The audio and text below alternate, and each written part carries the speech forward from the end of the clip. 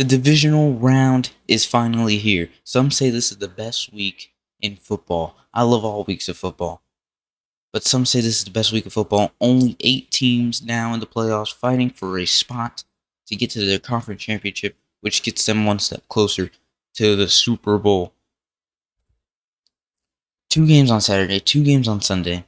While Sunday's games may be the bigger games, Eagles, Rams, Ravens, Bills, Saturday still has great games. Texans versus Chiefs, Commanders versus Lions. 2 great games, good quarterback matchups, great quarterback play, and interesting storylines. And I'm here to go over Saturday's games. First, we got Texans versus Chiefs. Some say this is the weakest game in the divisional slate. I like all the games in the divisional slate. Great quarterback play. But I believe this is a really interesting game because it's a Week 16 rematch. This was the time the Texans were looking dead. Week 16, Week 17, get beat by the Chiefs, get smoked by the Ravens. And then they all of a sudden make the wild card. Well, they don't all of a sudden get into the wild card round and smoke a hot Chargers team 32-12. It was incredible. But this is a Week 16 rematch. Texans versus Chiefs. The spread is 8.5. 8 is the exact number the Chiefs beat the Texans by in Week 16. It was a close game. The Texans had opportunities to win it, but the Chiefs were able to score and answer every time the Texans got close. And ultimately, it was the C.J. Stroud 2 interceptions in the first half that led to Chiefs score. 1 a touchdown, 1 a field goal. That's 10 points right there. That led to Chiefs scoring. That elevated the Chiefs to victory. I mean, the Texans played a pretty good game against the Chiefs, but the Chiefs are always able to win the close ones. And this one wasn't not even as close. I saw a lot of the close ones. It was 8 points. But first, let's start from next week. Texans upset victory versus the Chargers 32-12. Texans were looking dead at the end of the season, and it looked like the same story was going to play out in the beginning of the game when the Chargers were able to easily drive down the field. Yet the Texans defense was able to stop them for field goals, holding them to 6 points. And ever since it was 6-0, the offense finally got going for the Texans and started putting on a show. The Texans' offense got going. The defense was able to maintain dominant throughout the game, turning over Justin Herbert 4 times, 4 interceptions from Justin Herbert. It wasn't his best game, but that was because the Texans' defense played one of their best games. Yet in this matchup, on the other side of the field is Patrick Mahomes and Andy Reid in the divisional round. And if you don't know, Patrick Mahomes is undefeated in the divisional round. And if you don't know, he's thrown 0 interceptions in the divisional round. If you don't know, Patrick Mahomes plays his best football in the divisional round. They have gotten better throughout the season. 1-score games, lucky wins all over the place in the beginning of the season. The Chiefs have just gotten better and better week by week. Their defense got better week by week. Their offense got better week by week. As a team, they got better week by week. And they got healthier. And it's all about being healthy in the playoffs.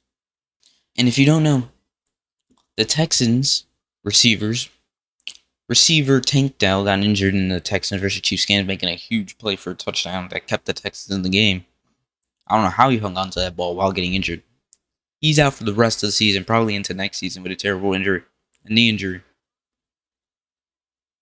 And the Texans, they're thin at wide receiver, even though that wasn't a problem last week. Yet, their defense was able to turn Justin Herbert over 4 times, and I don't care if you're anybody, you're not winning if your quarterback throws 4 picks. Last week, no receiver besides Nico Collins, who had 122 yards, had over 30 yards with 2+ receptions, and that was in a game that the Texans put up 32 points. They're thin at receiver. They will need a step up from John Mechie in order to make an impact in this game.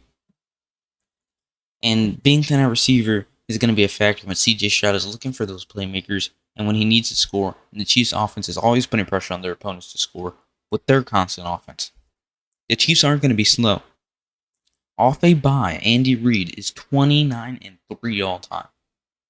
29-3 off a bye all time. The Chiefs' offense is not going to come out rusty. It's not going to come out stagnant. The Chiefs aren't going to be coming out stagnant as a team anyways. So C.J. Stroud's going to have to make plays. He's going to have to be Mahomes, make some plays, throw on the run, do what he needs to do in order to try and win this game. I got the Chiefs. CJ Stroud versus the Blitz this season. For last season against the Blitz, CJ Stroud was pretty good. This season against the Blitz, it's been bad. And the O-line this season has been even worse. I mean, you would have thought the O-line was going to get dominated last game against the Chargers. They did in the beginning of the game. And then they were able to get in it as the defense took the Chargers out of it. And the defense was a big part of the Texans winning that game. Not so much the Texas offense. Texas offense was still really good, but they weren't as big of a part of the defense. And I don't think this O-line is going to be able to protect CJ Stroud with that Steve Spagnuolo blitz just constantly coming. And the Texans having the pressure to need to score. They're going to have the pressure of having to convert big third down plays, long third down situations. And their O-line's not going to help the situation. They have CJ Stroud. He's pretty good. But I don't think they're going to be able to handle this pressure.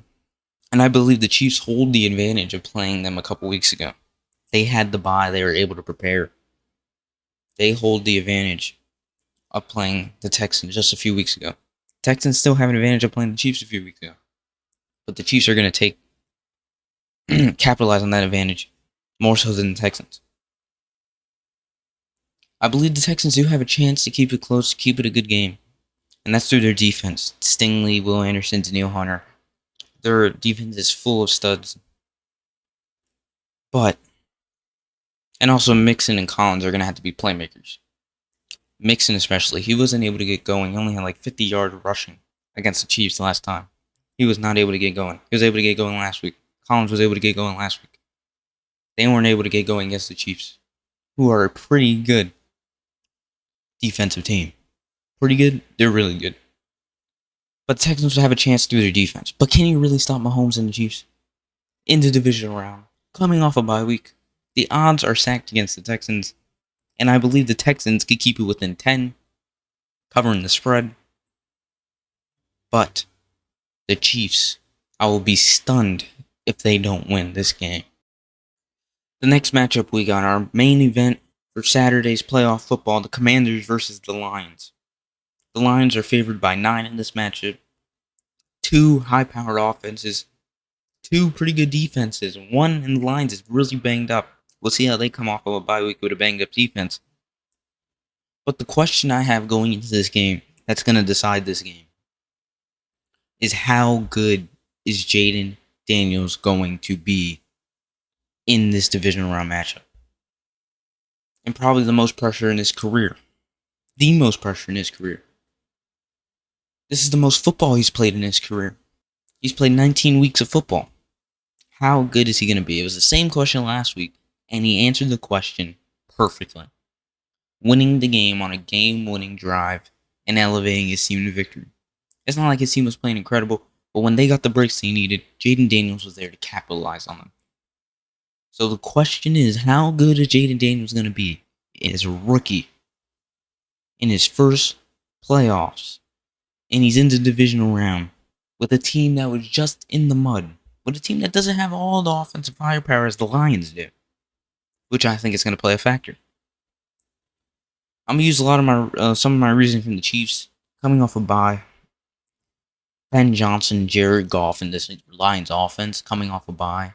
I mean, it's going to be something to watch. I feel like they're just going to firepower everywhere. Just explode over the field. A week of prep with Ben Johnson, the Lions offense is very dangerous.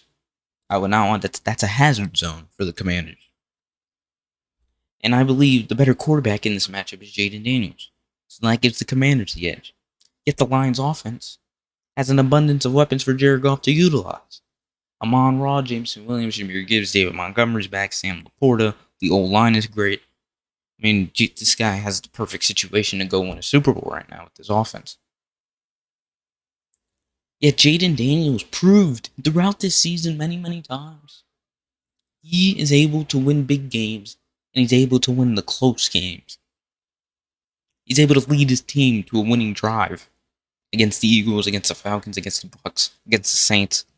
Doesn't matter who it is, good, bad, middle of the pack.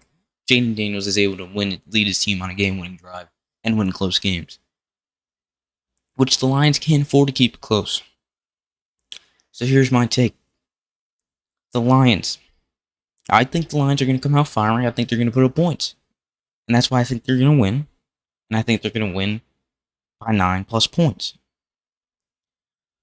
But if they come out just a little sluggish in the first quarter, a little rusty, a little behind schedule, the Commanders could easily win this game.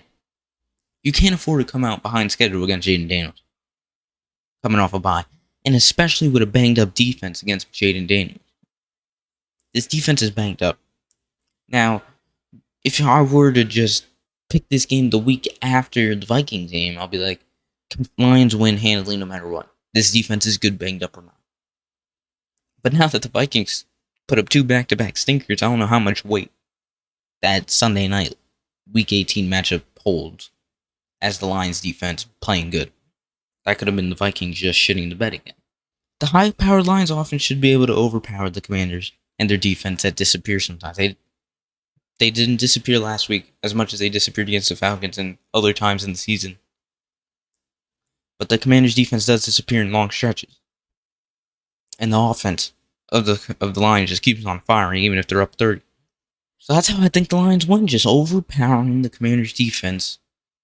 And hopefully the Lions' defense holds their own.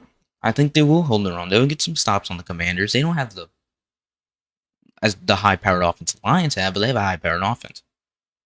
They're going to be able to get the stops here and there, but the Lions' offense is just going to be able to score. Jahmyr Gibbs, David Montgomery, Sonic, and Knuckles going to be way too much to handle for the Commanders' defense. And then you got the air raid game, Monrod, J-Mo, and Sam Laporta. Jesus.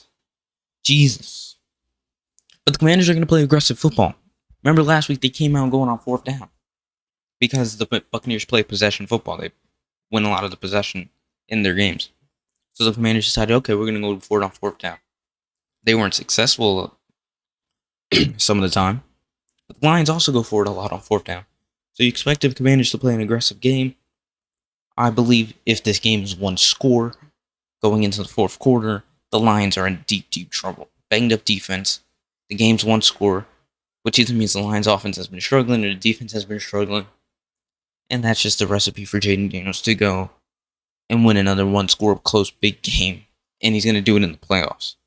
I don't think the Commanders have any pressure on them at all. The Lions have all the pressure coming off of bye week and having the bye week. The Commanders are playing pressure-free football. They were supposed to be bad this year. This was the rebuild of rebuild years. They catch Jaden Daniels, let Jaden Daniels catch his feet in the NFL year.